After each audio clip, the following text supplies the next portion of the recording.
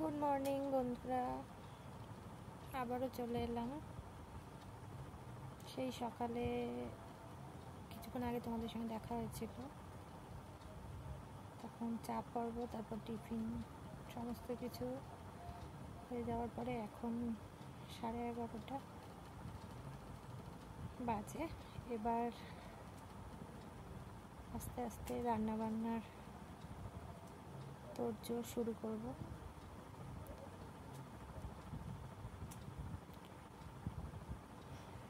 তরকারি সমস্ত কাটাকুটা হয়ে গেছে, এবার রান্না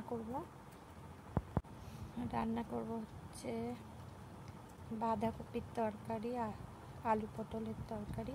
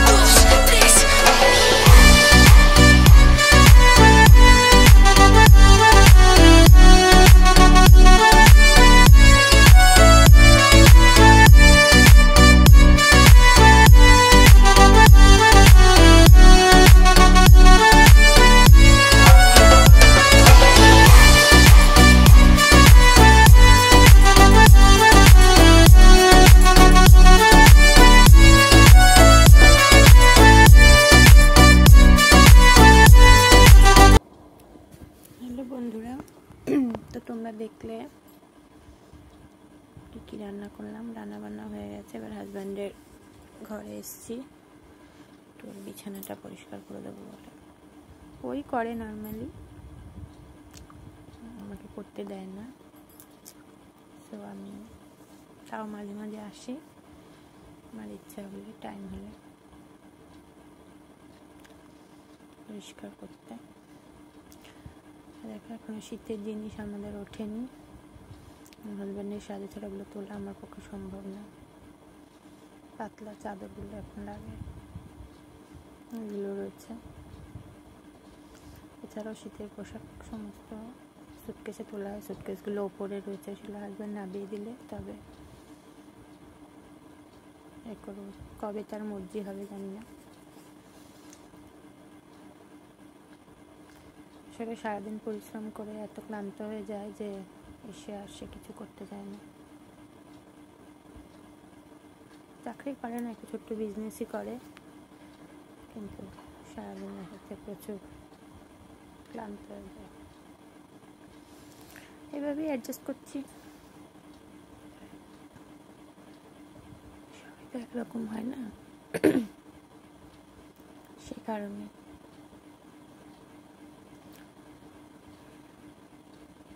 যার যেরকম সংসার তাকে সেভাবে চলতে হয়।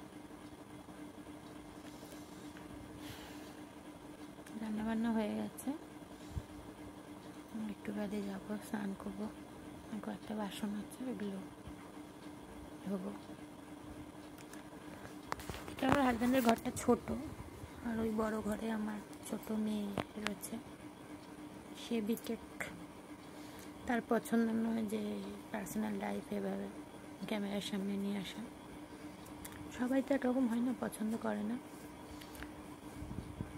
আমার দুই মেয়ে, এটা আমার নাতনি, বড় মেয়ের বিয়ে হয়ে গেছে, তার মেয়ে, যার হাজব্যান্ড। এই ফ্লেক্সটা আমার হাজব্যান্ড বাচ্চার 2 বছরের জন্মদিনে বানিয়ে এনেছিল। দেখো, বিভিন্ন মুহূর্তের ছবি রয়েছে এখানে। যে 2 বছরের জন্মদিনে দেখো, পা দুটো দিয়ে টু লেখা, আলতা পড়া পা, তাতে টু লেখা। আর ওই বিভিন্ন ওর ছবি রয়েছে, অন্নপ্রাশনের ছবি। আর এই শপিং মলে, তখন আর একটু ছোট, শীতকাল, আমার ছোটো মেয়ে ব্যাগে করে নিয়ে গেছিলো, ওই ব্যাগগুলোকে কী যেন বলে, ভুলে গেছি, মনে নেই। বড় মেয়ের তাড়াতাড়ি বিয়ে হয়ে গেছে আমার মতো।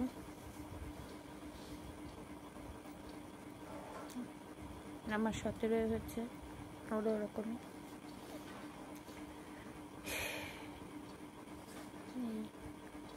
ও চাকরি করে, পড়াশোনা পুরোটা শেষ করতে পারেনি, কিন্তু কপাল ভালো, একটা ভালো চাকরি পেয়ে গেছে কর্পোরেট হাউসে, ভালো স্যালারিতে চাকরি করে।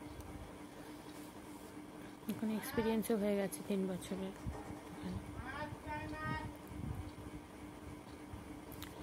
ছোটোটা এবার চাকরির চেষ্টা করছে, তো বিটেক কমপ্লিট, জানি না কবে হবে।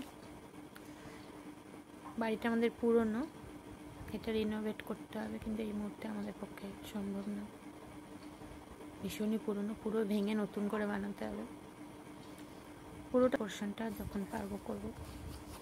পোর্শনে আমার দেওর যা থাকে ওরা ওদের মতো, আর আমরা জানি না আদৌ কবে হবে। তো এই হলো, এই কারণে আমি ডেইলি ব্লগ দিতে পারি না, কিউকি আমার মেয়ের পছন্দ না, তাই। নাহলে আমার ইচ্ছে করে মাঝে মাঝে এসে আমার একদিনের কী কাজকর্ম করলাম তোমাদের দেখায়। যাই হোক, পরে দেখা হবে আবার, যাই স্নান সেরে আসি, টাটা।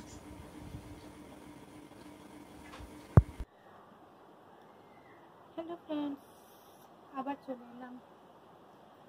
এখন বেজেছে বিকেল 5টা। তো বাইরে বাচ্চারা খেলাধুলো করছে, শব্দ হয়তো একটু আসবে, তোমরা কিছু মনে করো না।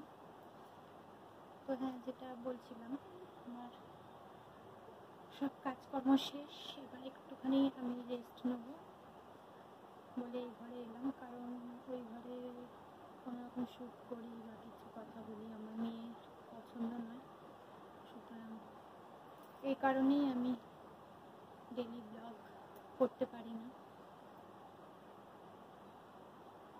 অনেক মানে ফাঁক ফোকর বুঝে আমাকে ব্লগটা করতে হয়, যেই কারণে ডেইলি ব্লগ শুরু দিতাম, কিন্তু এখন দেওয়া বন্ধ করে নানান রকম মিক্স অ্যান্ড ম্যাচ করে নানান রকম কন্টেন্ট দিই। ভিউজ হয় না, সাবস্ক্রাইবারও খুব কম, তবুও আশা যে একদিন হয়তো এগোতে পারবো। জানি না, সবাই তো এই আশা নিয়ে শূন্য থেকে শুরু করে, কার কতটা আশা পূরণ হবে জানি না। তো চলো টাটা, রেস্ট নিই, রাতে দেখা হবে।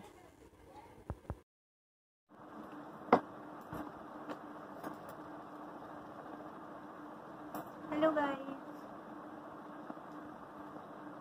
আবার চলে এলাম তোমাদের সামনে সেই দুপুরের পরে, আবার এতক্ষণের সময় হলো, এখন বাজে 11:15।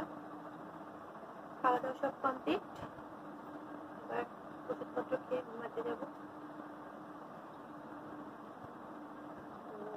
রাত্রে ওই তরকারি ছিল, দুপুরে দেখলো তোমরা তো জানো কি কি রান্না ছিল। রাতে শুধু লুচি করেছিলাম, যেহেতু আজকে শনিবার, তো সবার খাওয়া দাওয়া শেষ। তো আজকের মতন ব্লগটা এখানে শেষ করবো। যদি সুযোগ সুবিধা হয় তো কালকে আবার একটা ডেইলি ব্লগ দিতে পারি, যদি আমার কপাল ভালো না থাকে তাহলে হবে না। ততক্ষণের জন্য টাটা, বাই বাই, ভালো থেকো সবাই, টাটা।